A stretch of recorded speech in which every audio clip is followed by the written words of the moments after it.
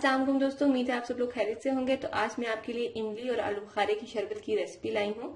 क्योंकि ये बहुत ज़्यादा आजकल गर्मी है तो इस लिहाज से आपको इससे बहुत ज़्यादा ठंडक मिलेगी और आपको बहुत अच्छा लगेगा इसका टेस्ट। तो चलिए स्टार्ट करते हैं। इमली और आलू बुखारे की शरबत बनाने के लिए जो चीज़ें आपको चाहिए होंगी उसमें मैंने आधा किलो चीनी ले ली है।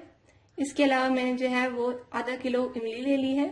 1 पाव मैंने जो है आलू बुखारा ले लिया है और 1 खाने की चम्मच मैंने नमक ले लिया है और 1.5 लीटर मैंने पानी ले लिया है। अब मैंने एक बड़ा सा बर्तन ले लिया है और आंच मीडियम पे कर दी है। तो अब इसमें हम पानी डालेंगे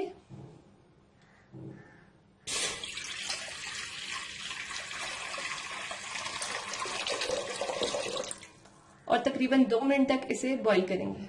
2 मिनट हो चुके हैं और पानी नीम गर्म हो चुका है। तो अब इसमें हम इमली डालेंगे।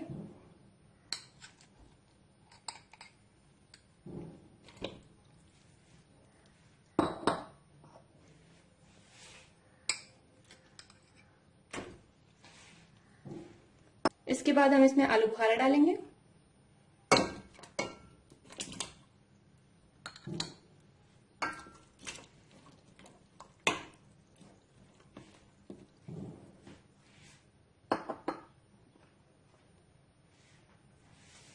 चीनी जो हमने आधा किलो ली थी वो डालेंगे।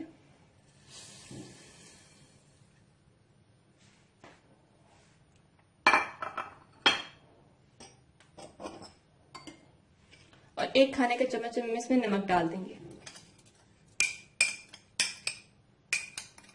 सारी चीजें हमने इसके अंदर डाल दी हैं। तो अब मीडियम फ्लेम पे हम इसे तकरीबन 10 मिनट तक के लिए बॉईल करेंगे। हमारा इमली का शरबत तैयार हो चुका है 10 से 15 मिनट में। तो अब इसका आप देख सकते हैं कितना अच्छा रंग आया है। तो अब इसको हम छान लेंगे और उसकी गुठलियां और पानी अलग कर देंगे। गुठलियों को और शरबत को मैंने अलग कर लिया है, लेकिन आप देख सकते हैं कि अभी भी गुठलियों में काफी सारी इमली और वो आलू बुखारा मौजूद है। तो अब इसको हम 1.5 लीटर मजीद पानी लेंगे और इसको उसी बर्तन में डाल के गुठलियां वापस डाल के इसको हम 5 से 6 मिनट मजीद जो है वो बॉयल करेंगे, ताकि मजीद हम लोग शरबत इसे तैयार कर सकें। मैंने दोबारा से जो है गुठलियां 1.5 लीटर पानी में डाल दी हैं और अब इसने 5 से 6 मिनट के लिए मैं हाई फ्लेम पर जो है वो बॉईल करूंगी और उसके बाद इन्हें भी छान लूंगी। 5 से 6 मिनट हो चुके हैं और ये दूसरी दफा भी बॉईल हो चुका है। तो अब इसको भी हम छान लेंगे और पहले जो हमने शरबत छाना था उसके साथ इसको भी मिक्स कर देंगे। अब मैंने एक जग में जो है वो आधा लीटर पानी ले लिया है। तो इसके अंदर अब मैं जो है बर्फ डाल दूंगी। बर्फ डालने के बाद इसमें मैं जो है तकरीबन 2 कप जो है वो इमली का शरबत डाल दूंगी।